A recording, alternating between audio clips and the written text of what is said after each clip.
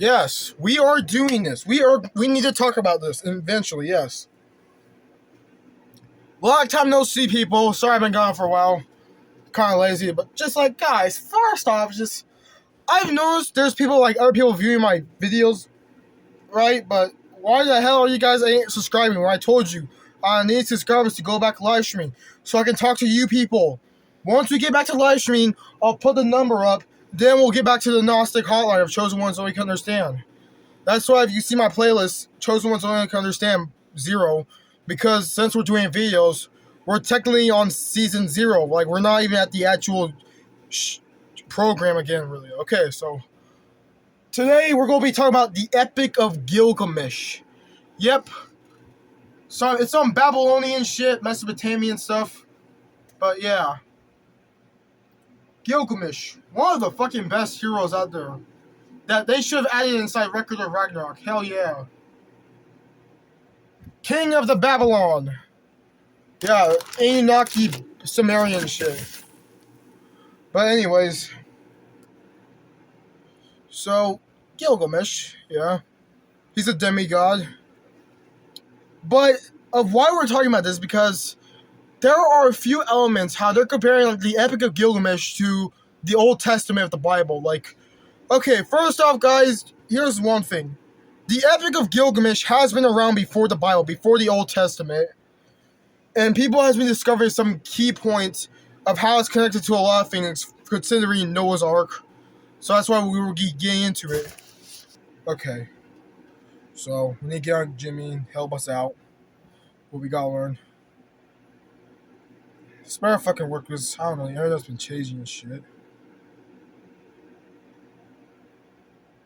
Alright, here. Alright, finally, okay. Scholars and curses of mythicals connecting Old Testament, specifically Genesis, to early Mesopotamian works like the Epic of Gilgamesh, Iman Isha, and the Irish Epic, because of striking circumstances. Liberating photos the connection of the first day in the world in 1872 when George Smith, as the British mystic, traveled Tablet XI of the Epic of Gilgamesh and discovered the Mesopotamian flood narrative that predicts the biblical book of Genesis by centuries. Okay, Tablet, Babylonian flood. Okay. Key poems there is the Great Flood narrative, the most direct overlap, of course, between the story of Noah's Ark, Genesis 6:9 through. Okay, that's okay. That's okay. Genesis 6 through 9, and the story of the Eptest, Gilgamesh Tablet XI. Holy shit. Okay, so there is the divine warning. Genesis Noah. God warns Noah of the record of an impact flood. Epic of Gilgamesh. The god El warns Eptest through a red wall. Oh yeah. Visits the signs. A multi-dark arc pinched with tear inside and out. A giant common vessel pinched with elephant pitch. Holy shit. Oh yeah. Creation and the Garden of Eden. Beyond the flood, themes in early Genesis prose, Mesopotamian biblical. Creations from earth in Gilgamesh, the wild man in Enkidu is a furnished from clay by the goddess Enna, just as Adam is formed from the dust of the ground. That fucking makes sense. Holy shit. Yeah, Enkidu. He's a beast man. Yeah, Gilgamesh's best friend and homie of them all. So, yeah. Oh yeah, guys, thank you for 7 subscribers, I've noticed. Alright, thank you guys. Hang on. Okay. Now, here's how this, like, the Epic of Gilgamesh, it proves a lot of things, like how all mythologies are from the same source out of the Abrahamicism. Like this, for example. What if all the religion are come from one source? Yes, you heard that right. In ancient Hindu texts, there mentioned a flood so massive that it erased almost all life on Earth. Only one man was survived, that is Manu, who was warned about the coming destruction and told to build a massive boat to save the seeds of humanity. But wait, it's getting more shocking. In every religious, we find a similar description where a man was saved from a massive. In the Bible, he is called Noah, who warned about a devastating flood. Similarly, in Greece, he is sent by the gods and also escaped the heavy flood. So why all the religion have same descriptions of flood? Is it possible that all the religion come from one source? Comment me below. What if... Exactly. Okay, so here's something that's true that actually does make sense of some shit, like if you know Babylonian mythology, what if the god Enlil is really the demiurge, you know? Because in a lot of mythologies, God is similar to a lot of other gods. Like how God's similar to the likes of Loki, Enlil. Like, listen to this, guys. In India, the Asuras fell from the sky after their defeat. In Sumer, the fallen gods were exiled to the underworld. In Greece, the Titans were cast into Tartarus. In the Hittite archives, the old gods, identical to the Anunnaki, are said to dwell beneath the earth, still alive, still watching. When the flood came, the reset, both sides lost their empires, but the survivors carried their banners to new lands. Enki's line became the Serpent Kings, the Naga, the Yeah, Quetzalcoatl. Enki. Okay, yeah, Enki represents the dragons, kind of. Listen to this. Both sides lost their empires, but the survivors carried their banners to new lands. Enki's line became the Serpent Kings, the Naga, the Quetzalcoatl, the Dragon Lords of China. Enlil's line became the Storm Gods, Zeus, Indra, Yahweh. Every later pantheon is a memory of that original schism. Exactly. See, that's the one. That's what I'm talking about. Hang on. I need to fucking share that, definitely. See? That's how it is. Okay, now we get to the actual shit. The actual Epic of Gilgamesh story. Alright, it's time. Many ages ago, when the ancient gods ruled the world, there was a mighty Sumerian king named Gilgamesh. While ruler of the great city of Uruk, Mesopotamia, Gilgamesh built magnificent ziggurat temples, surrounded his city with high walls, and planted many orchards of rare fruits. But Gilgamesh was no ordinary man. He was a demigod, son of the priest king Lugalbanda and the goddess Ninsun. Gilgamesh was an exemplary creature, taller than all other people. Yeah, because the fucker was a Nephilim giant, kind of. See, there was also a fear that the Anunnaki were really Nephilim beings. Yeah, Nephilim giants. Not to mention, for example, the Gilgamesh. Now, after this video ends, I will explain something that could also be linked to the Book of Revelation as well. Magnificent beauty and uncommon physical strength. Even though he was a demigod and had a longer than normal lifespan, Gilgamesh was not immortal.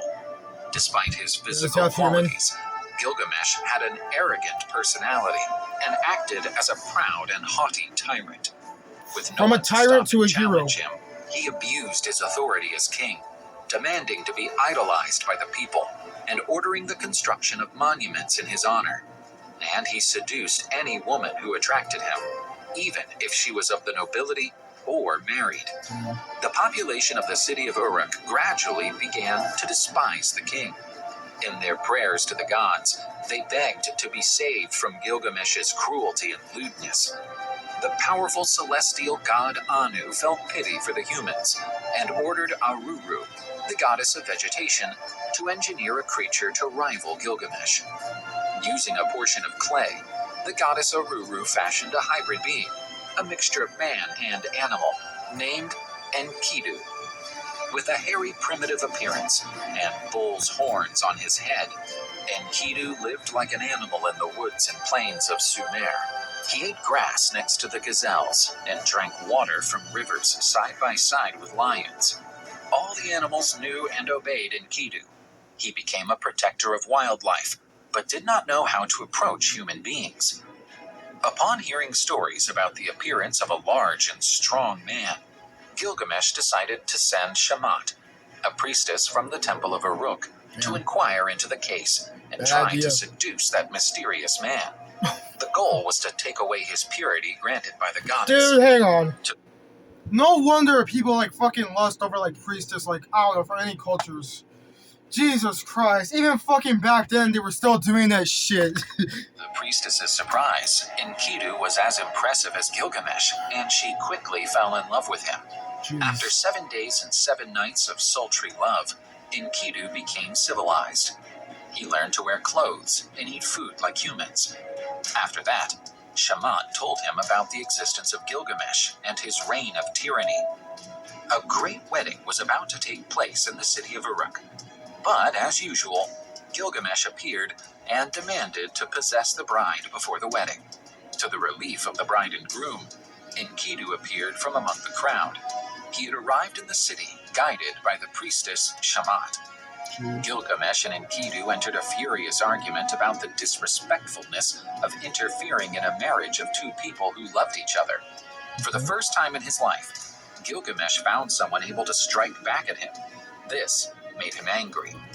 Anticipating the ensuing mayhem, the crowd quickly moved away from the scene, leaving the two giants face to face. Two Nephilim beings. Gilgamesh was the first to resort to violence. The two powerful beings exchanged blows. The epic fight between the two demigods lasted for 7 uninterrupted days and destroyed several houses in the city. Each punch landed by the two titans was enough to kill 5 human warriors, but neither seemed to give in, and inevitably they began to admire each other. Gilgamesh finally managed to strike a clean blow and knocked Enkidu down. But instead of exterminating his opponent, Gilgamesh reached out and helped Enkidu to his feet. Both were proud of the great fight and embraced each other, beginning an eternal friendship. From that day on, Gilgamesh became a more just king and stopped tormenting his people. In the following years, Gilgamesh and Enkidu traveled through many unknown lands, where they had a great many adventures together, defeating monsters and heroes of all kinds. But one thought hovered over Gilgamesh's mind. He knew the two of them were growing old, and would one day have to face death.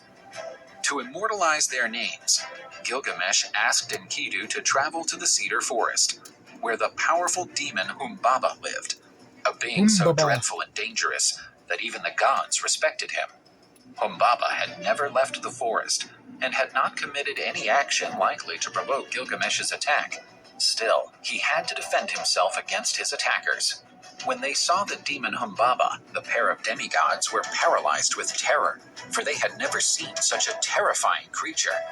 Trying to gain courage, Gilgamesh attacked him with his axe. After a few attempts, he wounded the monster sideways. Enkidu used a spear to deliver the fatal blow to Humbaba's throat, ending the nightmarish bout. Before dying, Humbaba cursed them both, saying that one of them would die as punishment for what they had done. Although Gilgamesh and Enkidu had accomplished a great feat, Humbaba's death angered the gods. Still, Gilgamesh and Enkidu returned to the city of Uruk, where they planned to celebrate the event. But an unexpected guest appeared during the party. Ishtar, goddess of love, beauty, war, and fertility. Yeah, Ishtar, okay, in Babylonian myth, okay, Ishtar, so that fucking complicated. Ishtar's like a fucking Babylonian version of the likes of Aphrodite and, wait, actually more of like Freya, to be fair, since she is both a goddess of war and love. Same like how Freya is from Norse mythology, so it's like that. Was impressed by Gilgamesh's handsomeness and strength, and decided to make him her lover. Despite her enormous charm, Ishtar failed to seduce Gilgamesh.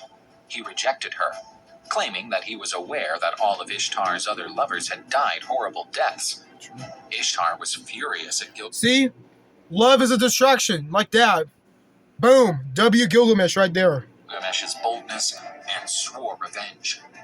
Ishtar asked her father, the celestial god Anu, for help, begging him to send the most powerful creature of all to kill Gilgamesh and Enkidu. The god Anu sent the bull of heaven to earth to destroy the city of Uruk and Gilgamesh. The bull came down from heaven, bringing with it 7 years of famine and natural disasters, such as hurricanes and earthquakes. The people of Uruk quickly pleaded with Gilgamesh and Enkidu to destroy the celestial beast. The huge confrontation between the two demigods and the strong divine bull shook all of Mesopotamia. Gilgamesh and Enkidu used the same weapons with which they defeated the demon Humbaba, and together they killed the bull of heaven.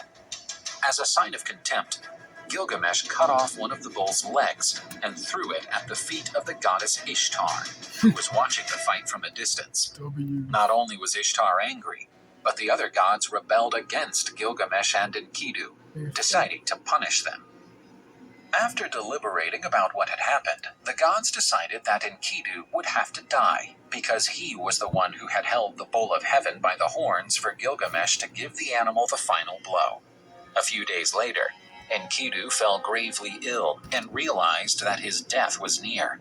Seeing his best friend in that situation, Gilgamesh became desperate, asking the best doctors in the kingdom to find a cure, but to no avail. Enkidu died in agony, delirious in Gilgamesh's arms, and Gilgamesh wept bitterly for I do days. my bro like that. Enkidu's death made Gilgamesh fear for his existence. The dread of the end made him begin a search for the secret of immortality and a way to resurrect Enkidu. He traveled far, through mountains and deserts, hoping to find Utnapishtim, the man who survived the Great Flood, and was rewarded by the gods with... See, like that, the Great Flood. Understand, like, okay, throughout all of history and mythology, the known thing to flood the whole world is from Genesis, the Bible. Great Flood.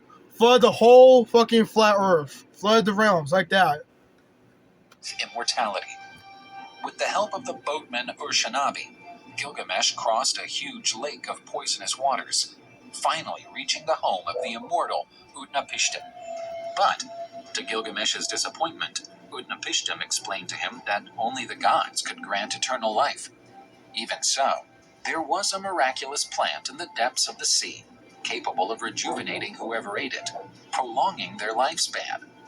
Gilgamesh dived into the sea and found the plant. But when he returned to the surface, he left it on the banks of a lake while he bathed to purify himself from the long journey. And something terrible happened. A common snake, attracted by the plant's sweet smell, devoured it. When Gilgamesh noticed what had happened, it was too late. He found the snake's dry skin, indicating that the animal had rejuvenated. Gilgamesh concluded that no man, no matter how strong and rich he may be, can defeat death, and he accepted his end. He returned to Uruk and, for the first time, noticed how magnificent and enduring his city was. His legacy as a good king would be the closest thing to immortality he could achieve. Gilgamesh decided to draft his story on clay tablets, forever eternalizing the name of him, his friend Enkidu, and the great adventures of both. Woo! Yeah! My homeboy Gilgamesh, definitely. Fuck yeah. Great stories, definitely. But really. Okay, so there's also proof that...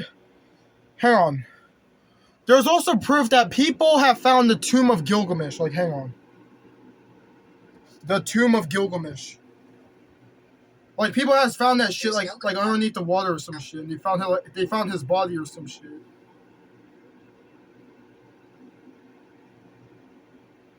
It's fucking weird, really. Like, this, like, hang on, this is the one. Like, people claim that this is, like... This over here is the body of Gilgamesh over here. Which would kind of make sense. So, technically, the proof is that how Gilgamesh... They found his body underneath the deeps of the seas. Anyways, yeah. One of the greatest stories out there. One of the greatest heroes out there. Aside with the other heroes like Achilles, Hercules, Samson. Definitely. Anyways, as always, please like, subscribe. Let me guys know what you guys think and what I missed. And also share because we need to get back to live streaming. And I'll see you guys in a couple days.